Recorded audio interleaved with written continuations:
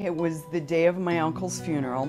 My dad really wasn't feeling well enough to go to the funeral, so I went, sort of represented the family, and came back after the funeral. I was just talking with my dad, and I could tell he wasn't feeling very good. And I live in Kansas City, and I'd driven up. And so I said, Dad, so why don't you go, get on the road? So I got in my car and drove back to Kansas City. Well, in my bedroom, sitting on the edge of the bed, I was doing every motion you could make just to get a breath. There was no pain. I mean, I knew if I didn't get out here, I wasn't going to get off that bed. Now, it's very hard to call 911. Everybody thinks, oh, I can do that. Kids can do it. You know, kids and fools can do it. But to actually dial 911, talk to somebody, hey, they were here quickly. I don't know how long it took them, but they were here. And the next thing I remember is being at Manchester Hospital. You know, they did a great job. Quick, got me up there. Then I guess I remember Cassidy asking me which hospital I wanted to go to. And I said, the VA. She said, you're not going to make it. And I said, St. Luke's. She said, good choice. Right away, everything started happening, just perfect. You know, I thought, I got a chance.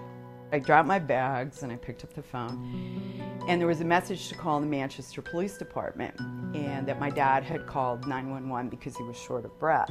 So she said, well, your dad was here, and we've transferred him. He's on his way to St. Luke's in Cedar Rapids. And I said, okay, I'm on my way. And she said, well, where are you? And I said, I'm in Kansas City. She goes, well, we're going to call you periodically and keep you up to date. So anyway, they, true to their word, they called and said he's in the lab, which was code for he survived the ambulance ride. It seemed like 10 minutes later, I have a stent put in. And then I get another call, he's in recovery. And I'm back at rehab. And then I get another call, he's been moved to the unit. I want to say from the time my dad left his house to he was in recovery was something less than 3 hours. That's freaking unbelievable. You know, it's just amazing. I knew my dad had to have been getting really great care just because the communication was so phenomenal. That well-oiled machine in this day and age is just wonderful to see. Deb O'Neill, who my dad called Shack. Shack, as I called her, you know, she has it.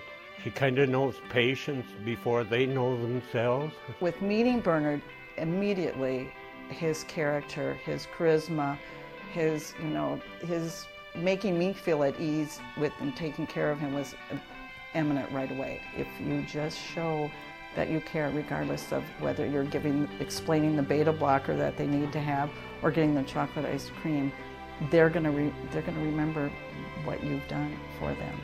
Everybody was so respectful, and they'd always say, is there anything I can do for you? They'd look my dad in the eye and they'd say, is there anything more I can do for you? And then they'd look at me and say, is there anything I can do for you? Is there anything I can do to help you? I'm like, seriously? Seriously? With everything you have going on, you have a minute to ask? I mean, it was, and they were in the midst of a computer conversion. They were superb. It's just not the physical aspects of why they're here, and if what we're meeting, and with all the drugs and the IVs and the monitors and everything like that. There's just so much more that would go into the whole care of them, and being kind and just making sure that we elicit that type of attitude to that individual so that they feel good. Well, Dr. Halawa didn't know me from Adam. He comes in and meets my dad. He's making his rounds, and he's looking, and I go, Dr. Halawa, you don't know me, but when my dad goes home, it'd be really great if he could drive. He looked at me and he goes, okay, and he signs. I sent it in. My dad and I get home from hospital. What's waiting for us but a handicap permit? But it was just little things like that make you think about going home and getting back to your life. That's what I wanted from my dad. That's what St. Luke's helped us do. Not as an institution, but every single person helped us do that. It was huge. They saved my life.